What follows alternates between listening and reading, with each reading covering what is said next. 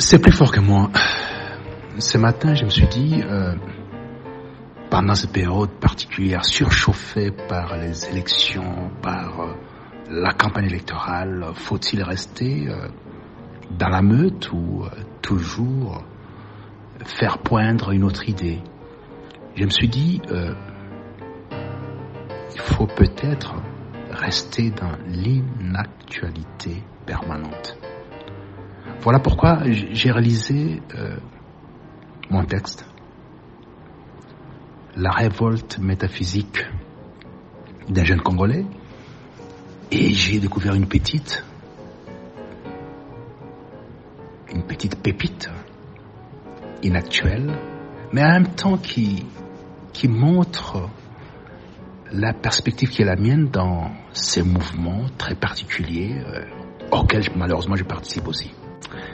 J'ai donc relevé dans une lettre du père Ouabia au fils Ouabia un passage très intéressant qui parle du créateur et du juge, mais surtout qui rappelle la nécessité de savoir, en ce qui concerne Ouabia, de savoir que son chemin qui compte tracer, ça sera un chemin de la croix. Il est très difficile dans un environnement hostile à la pensée, à la connaissance, un environnement hostile à la création, mais plutôt favorable au juge. Ce matin, en allant vers ma petite boutique, j'ai fait une halte chez un jeune homme revenu fraîchement de la ville qui voulait me présenter quelques babioles ramenées pour les exposer dans ma boutique. Je l'ai trouvé en train de visionner une émission de débat reprise en ligne. Les deux débatteurs se faisaient face et les présentateurs, situés à deux doigts de l'un et l'autre, arbitraient les duels.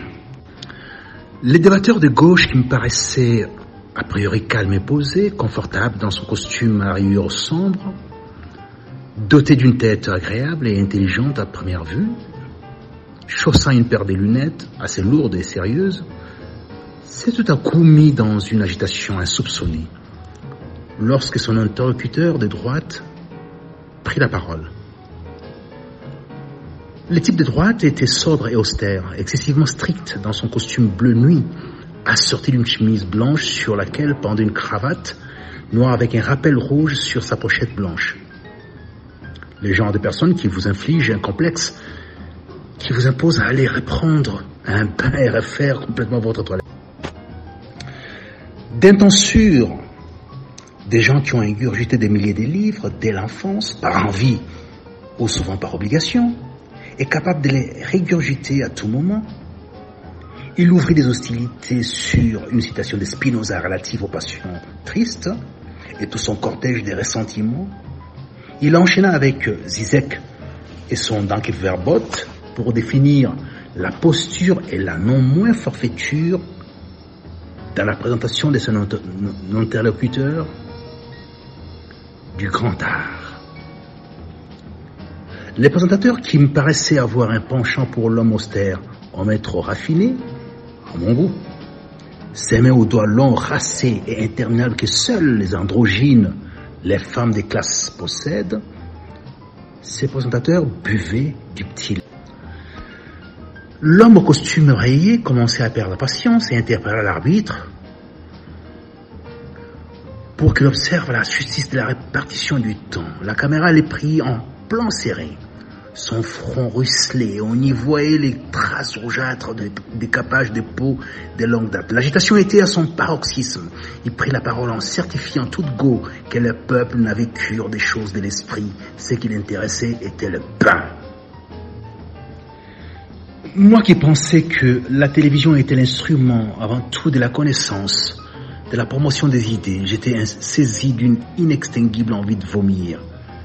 La guerre contre l'esprit du sérieux est tout simplement la faillite d'une communauté. Juger un créateur, un penseur, sur un plateau de télévision à l'heure des grandes écoutes, l'heure où les jeunes gens, les jeunes étudiants, à l'affût des belles phrases et des belles idées, ainsi que des pensées novatrices s'appliquent à noter minutieusement des grandes idées de la philosophie politique. Cracher sur ça est une philistinérie, bien plus ringarde que toutes les autres. Comment toi, fils, feras-tu pour ne pas te faire rire? Tous ces névrosés des grandes cités qui courent journellement derrière les lucres, les sexes faciles, et ils laissent toute leur santé, leur énergie, des sortes qu'au crépuscule, il ne leur reste plus du jus et suffisamment d'aplomb pour lire ne fût-ce qu'une phrase d'un auteur réparateur d'âme, phrase qui serait salvatrice pour ces gens noyés dans l'obscurité abyssale. Il sera peut-être temps qu'on érige une police de la connaissance, dans la mesure où l'hilarité a ses chantres, la satire salace ses pasteurs, la bêtise embarquette ses commerçants, tous membres éminents de la Ligue des canins errants. Il revient aux révolutionnaires métaphysiciens d'instaurer la police des idées et de la pensée, qui veillerait à ce que seuls les créateurs auront droit à la parole dans cet espace. Tous ces névrosés des grandes cités qui courent journellement derrière les lucres, les sexes faciles, et ils laissent toute leur santé, leur énergie, des sortes qu'au crépuscule, il ne leur reste plus du jus et suffisamment d'aplomb pour lire ne fût-ce qu'une phrase d'un auteur réparateur d'âme, phrase qui serait salvatrice pour ces gens noyés dans l'obscurité abyssale. Il sera peut-être temps qu'on érige une police de la connaissance, dans la mesure où l'hilarité a ses chantres, la satire salace ses pasteurs, la bêtise embarquette ses commerçants, tous membres éminents de la Ligue des canins errants. Il revient aux révolutionnaires métaphysiciens d'instaurer la police des idées et de la pensée, qui veillerait à ce que seuls les créateurs auront droit à la parole dans cet espace. Malheur donc à toi qui feras toujours face à l'opinion de la majorité. Et sur ce point, retiens que l'opinion humaine est la preuve de l'ignorance la plupart du temps. C'est une appréciation superficielle qui ne touche guère la substance des choses. Selon Parménide, est un jeu d'enfant au dire de Héraclite. Sérdénien, dans ses réflexions, décrète que la majorité est un troupeau qui ignore la loi, l'ensemble d'individus qui ne savent pas. N'agis donc qu'à l'aune de la raison, chevauche la vérité. C'est sur ces fondements que la postérité se souviendra de toi et te bénira. Tu affronteras au jour les jours la tyrannie des personnages insolites qui de leur folie croient détenir la droite vérité, alors même qu'ils ferment les rangs du règne animal. Réfère-toi aux enseignements d'Épictète. Il n'y a pas d'idolâtrie lorsqu'on lave son assiette seul, qu'on l'essuie avec tous les soins requis. Cela vise à satisfaire un besoin vital, se nourrir dans les conditions d'hygiène nécessaires à la bonne santé. Tout ce que je t'ai dit et t'enseigne doit être appliqué de manière modérée en toutes circonstances. Éloigne-toi de la radicalité. Un homme, animal parmi d'autres, faisant partie d'un troupeau, n'a pas de vocation à réfléchir.